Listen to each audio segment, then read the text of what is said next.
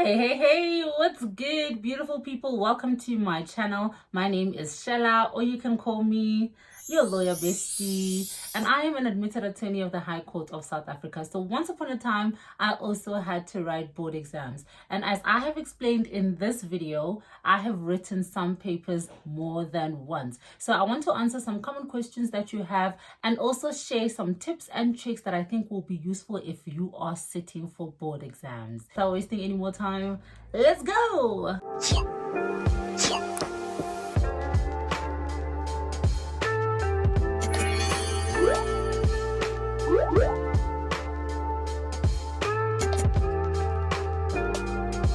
Alrighty, the first question is, are board exams difficult?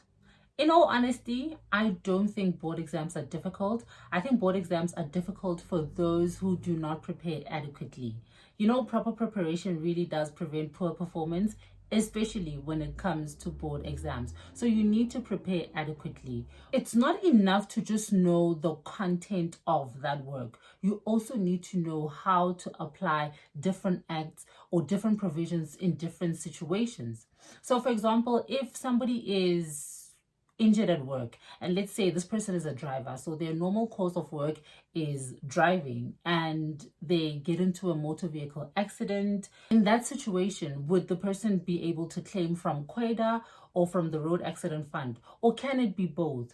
So do you see that now you need to know what the act says and how to apply it in different situations? And just to add to that answer, I think it is important to say that there are a couple of tricks here and there that examiners will pull in the exams, because I mean, these exams are what's necessary for you to be qualified as an attorney, and it's a big deal. Being qualified as an attorney is a big deal. So there is a level of trickery that the examiners might put in there, but when you prepare adequately and you know how things apply in situations, I think board exams will not be a difficult task for you. So no, board exams are not difficult if you prepare adequately.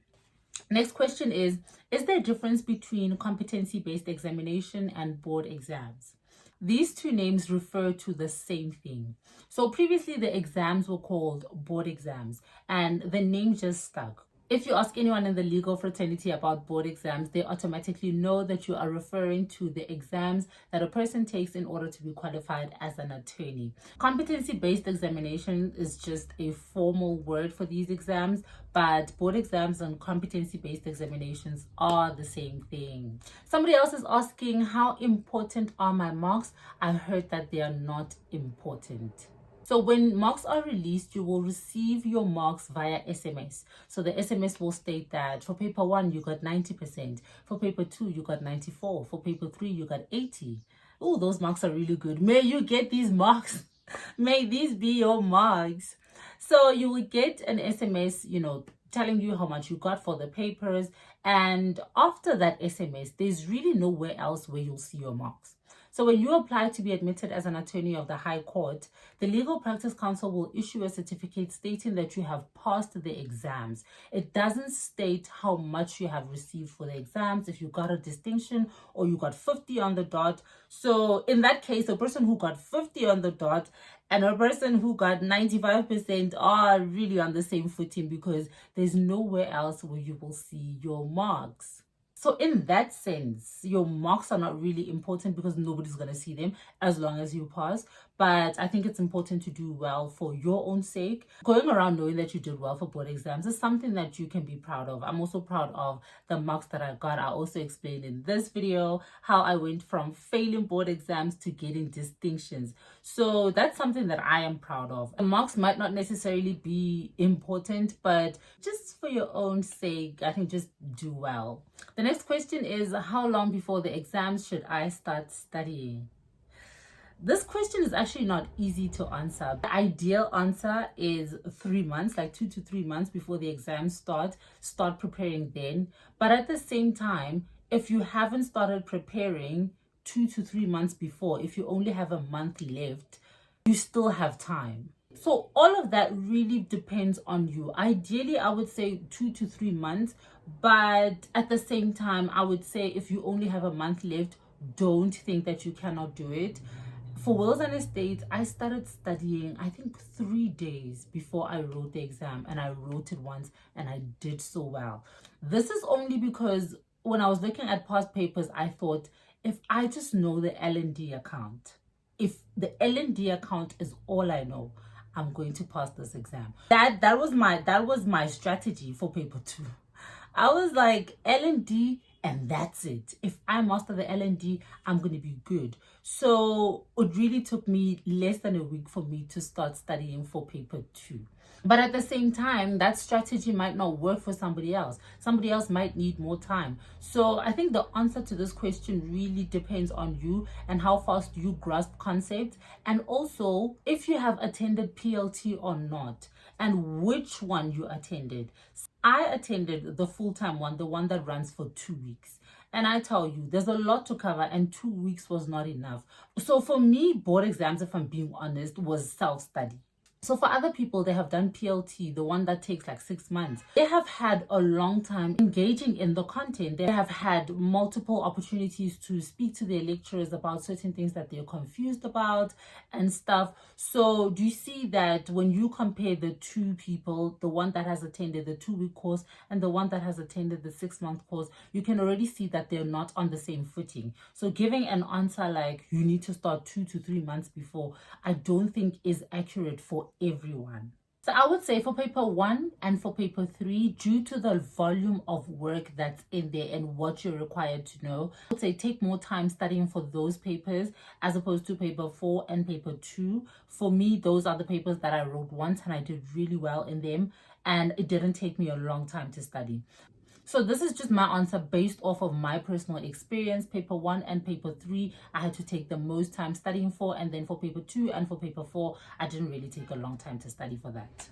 The next question is, must I write all exams at once? And the answer is no. You do not have to write all 4 papers at the same time. You can pick and choose what to start with, what to end with, how many papers to write. So in one sitting, you can decide to write 2 papers or even 1 paper, or you can write all 4 papers at the same time. So it doesn't matter which paper you start with or which one you end with or how many papers you take per sitting, as long as you get to pass all 4 exams before you are admitted as an attorney.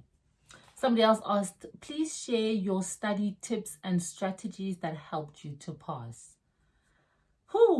At the top of my head, I would say, number 1, prepare adequately. And by preparing adequately, I mean studying by section. That's what made it easier for me to grasp the concept. So when you're studying for paper 1, don't just take your course notes and start reading from front to back. So divide it into 3. Road accident fund / personal injury claims, that's one chunk, and then the next chunk will be criminal procedure, and then the next will be civil procedure. So study it like that. I know in the exams that's not how they ask you. Everything is just thrown in there. One question, the first question can be personal injury, and the second question can be criminal, next one is civil. But when you study the work by topics, you will know how much of the topic you have covered. So if you start with the road accident fund and that's what you focus on, you will know how much you know, as opposed to just going about everything. You find that for road accident fund, you don't know much, but because you know so much in civil and criminal, I think there might be an illusion that you know. Do you get me? Does that make sense? There might be an illusion that, you know what, I know the coursework for paper 1, while in actual fact, you do know civil and criminal procedure, not personal injury. And then you get to the exam and personal injury is like 65% of the paper. What then? So I think if you know about 60% of each of the topics, so 60% for personal injury, 60% for criminal, and 60% for civil, I think you will do well in paper 1. Another tip would be go at your own pace. I know when board exam time comes, everybody will be talking about how they know this, how they know that, how they've been studying for the past 3 months, and people will be asking you, did you do this? Did you cover that? Did you do this? Like, it gets so confusing, and now you want to rush and be on everyone's level, and you feel so pressured, and that works against you. So I would say also go at your own pace, the pace that you are comfortable with. Minimize distractions and minimize answering these types of questions. Minimize these interactions where you will end up feeling like you are behind, because feeling behind also doesn't do much for your productivity. Another thing that really helped me was doing past papers, because it is in doing past papers that you can see how to answer the questions. So by that I mean, if a question is for 6 marks, you can't write 1.5 pages worth of an answer. That means that you don't know. That means that you are uncertain about the answer that you are giving. And uncertainty means that you don't know. And when you don't know, you will not pass. So when you do past papers, it also just gives you the feel of what to expect in the exam. Of course, the questions that you get on the past paper are not going to be identical to your question paper. But if you do enough past papers, you will see that there really is only so many ways you can ask a particular question. There's only so many ways you can ask about prescription when it comes to the road accident fund. There's only so many tricks you can pull regarding the L&D account. And when you have done enough past papers, you can somewhat spot these things and prepare for them, so that should they throw a curveball, you would have the experience of going about different ways in order to get to one answer. So that's the importance of doing past papers, and the importance of doing your own memo. I did my own memo because I noticed while I was studying that some memos were incorrect, especially for paper 2 and for paper 4. When it comes to the L&D account and the calculations and bookkeeping, there'll be instances where I'm like, this is not correct, like this is not true. So I would really caution you from relying solely on the memo. I would say that you create your own memo, answer the questions, go through the coursework and see what the answer is to that question, as opposed to just relying on the memo, because that's going to make you lazy, and just doing your own memo is a more effective way of studying. The next question is getting a tutor necessary? So based off of my personal experience, the answer is no. I did not have a tutor when I wrote board exams. I'm not saying don't get a tutor. If getting a tutor is going to help you, if you feel that you want somebody that you can talk to and somebody who can help you on that level, absolutely get a tutor. But if you can't afford the services of a tutor, just note that there are people who have passed board exams without employing a tutor, and I am one of them. I did not have a tutor. So I think this one just depends on you and how you're feeling about the exams. If you feel uneasy and you feel the need for a tutor, absolutely go for it. But if you cannot afford the services of a tutor, don't feel bad about it. It's not an absolute requirement, because there are people who have done it without tutors. Somebody else is asking, what is the pass mark for these exams? And the pass mark is 50%. You need to get 50% on all 4 papers in order to pass board exams. The next question is, why do you think so many people fail board exams? I think people fail board exams because they don't prepare adequately. Your preparation might not be up to par, might not be up to the standard of board exams. So I think that's one of the reasons. Another reason I think is that people take board exams lightly. When I wrote board exams for the first time, I took them lightly. I was like, civil procedure, I know all about civil procedure. Criminal procedure, what can be so difficult? And I just went in there with that mentality. I failed dismally. I did so bad because I took the exams lightly. I think it's important for everyone to put it in the back of their minds that you are writing these exams to be qualified as an attorney.